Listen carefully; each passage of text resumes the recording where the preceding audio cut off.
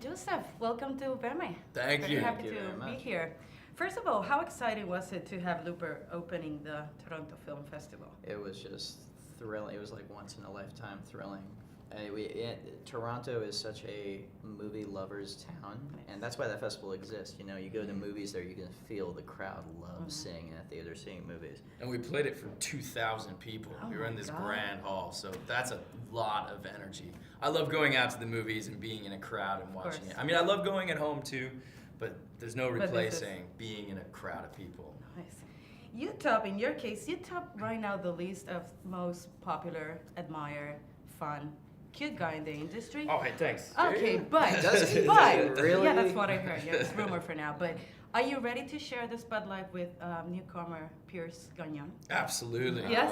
Yes. He's amazing. He is He's- a brilliant that's actor. Oh my God. Yeah. How was the experience for you directing him and for you to be, one-on-one with him? Well, Pierce was 5 when we were shooting Looper, and I started acting when I was 6 years old, so it brought back a lot of memories for me.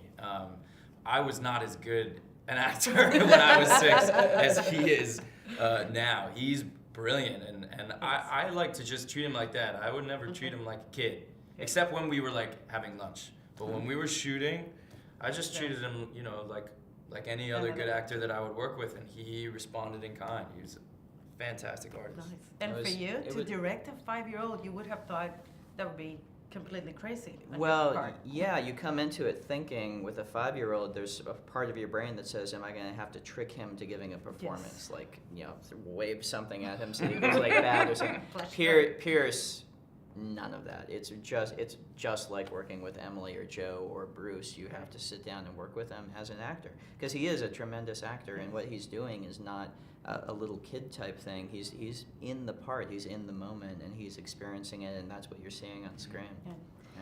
Yeah. Looper comes a long way from Brisk and the Brothers Bloom. How did this project came about? Well, I wrote the idea for it actually back around the time we made Brick, and I told Joe about it up at Sundance when we were there with Brick. It was almost 10 years ago now. It's like 8 years ago or something. That's a long Oh, time. wow. We're getting It's old. really long. Normally, as an actor, you get a script a few months in advance, and Not then 8 you years shoot it. in. Yeah, not 8 years. It's really out of the ordinary, and You must have done something pretty good to yeah, really still good. be his guy at Really 8 years, good. 8 years later. I got lucky. I got lucky.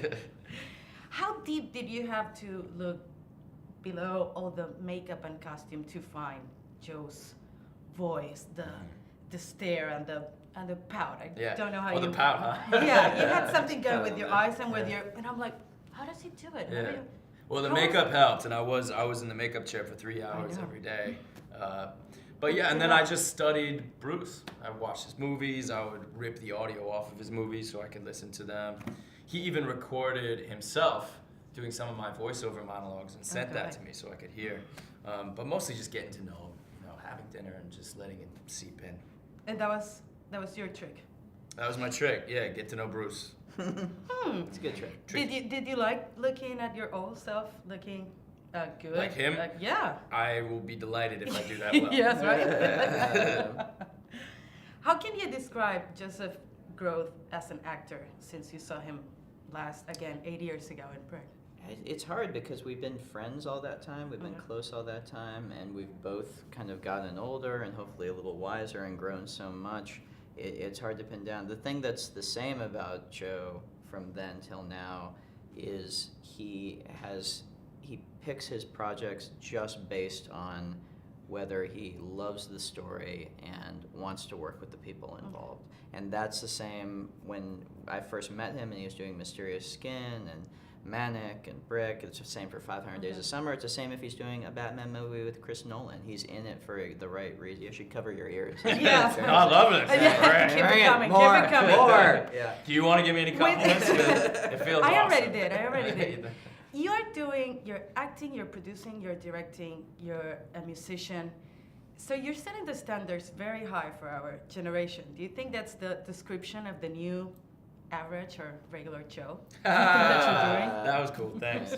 Well, I do think so in a way that in the past, if for no other reason than it's just the technology is different. In the past, if you wanted to say edit a movie, you had to have God, a yeah.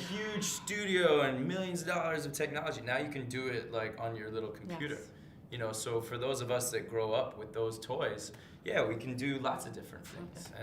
And that's a good thing. That's fun. Perfect. Guys, thank you very much. Thanks so It's been much. an enormous pleasure.